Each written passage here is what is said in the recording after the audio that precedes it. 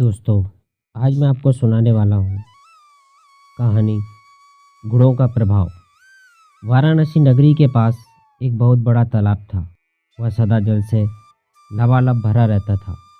उसमें बड़े सुंदर कमल खिला करते थे। मार्च का महीना था। सारा तालाब कमलों से भरा हुआ था।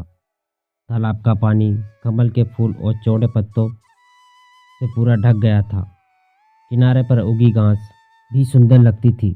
तालाब के आसपास कई वृक्ष भी थे। उन पर पंछी चहचहा करते थे। मनुष्य भी उसकी छाया में विश्राम करते थे। वायु कमल के पराग को दूर तक उड़ा देती थी। इससे फूलों की सुगंध चारों ओर फैल जाती थी। उस गंध से अनेकों मधुमक्खियां भी आकर्षित हो जाती थी। उनके झुंड आकर कमलों से रस चूसते रहते थे। मानी नाम की एक मधुमक्खी वहाँ रोज आया करती थी। इस प्रकार सीलू भौरा भी रोज आता था।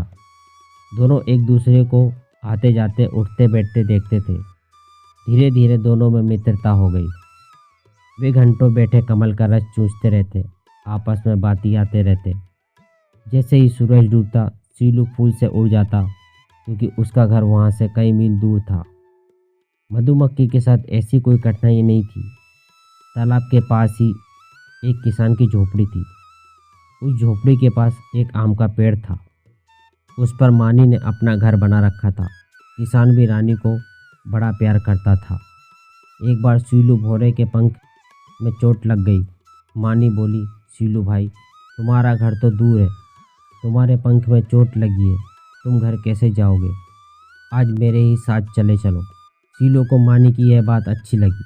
वह धीरे धीरे उड़ता हुआ मानी के साथ चला। मानी का घर वृक्ष की ऊंची डाल पर था। सीलू वहां तक उड़ नहीं सकता था। मानी बोली, तुम यहाँ पेड़ के नीचे बैठो, मैं तुम्हारे लिए मीठा शहद लेकर आती हूँ। यह कहकर मानी घरर से अपने घर चली गई। भौरा पेड़ के तले बैठने लगा।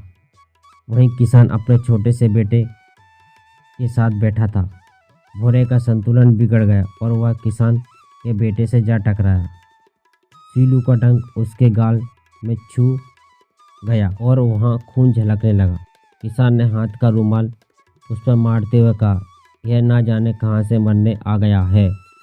भौरा जल्दी जल्दी जाकर बचाकर भूखा प्यासा भागा। उसे बड़ा दुख हुआ कि वह जहाँ जाता है सभी उससे भागते हैं, बचते हैं। कोई मनुष्य उसे प्यार से नहीं देखता, बातें नहीं करता। भौरा निराश होकर तालाब के पास ही एक वृक्ष पर सो गया। दूसरे दिन मानी मक्खी उसे खोजते खोजते वहाँ आई। आते ही बोली, वाह महाशय, आप भी खूब हैं। कल हम आपके लिए खाना लेकर आए, खूब ढूंढते रहे और आप नादारद थे। सीलू भौरे ने दुखी मन से कल की सारी घटना कह सुनाई। फिर बोला, मानी बहन, एक बात पूछूं, बुरा तो नहीं मानोगी? नहीं नहीं, बताओ, क्या पूछ रहे थे? मानी ने कहा, मुझ में और तुझ में बहुत समानता है। मैं काला हूँ, तुम भी काली हो। मेरे पंख हैं, तुम्हारे भी पंख हैं। मैं डंक मारता हूँ, तुम भी डंक मारती हो। मैं फूलों का रस पीता हूँ, तुम भी पीती हो। पर क्या कारण है कि मैं जहाँ भी जाता हूँ लोग मुझे हट हट करके भगा देते हैं? तुम्हें तो वे घरों में भी पालते हैं। देखा जाए तो मैं सुंदर हूँ, पर मेरा इतना अपमान क्यों होता है? तुम एक तरह से क्रूप हो, फिर भी तुम्हें सब प्यार क्यों करते हैं? तुम्हें यूं क्यों पालते हैं? भौरा रोया रोया सब पूछ रहा था।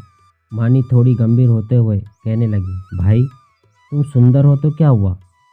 तुम्हारी सुंदरता से किसी को क्या लाभ है? सुंदरता तो क्षण भर के लिए आकर्षित करती है। वास्तविक और स्थायी आकर्षण तो गुणों का ही है। गुण ही सम्मान के पात्र बनते हैं। मैं क्रूप हूँ तो क्या, मनुष्यों को कितना भी लाभ पहुँचाती हूँ, यह भी कभी तुमने सोचा है? मैं जिस शहद को बनाती हूँ वह उनके हजारों कामों में आता है।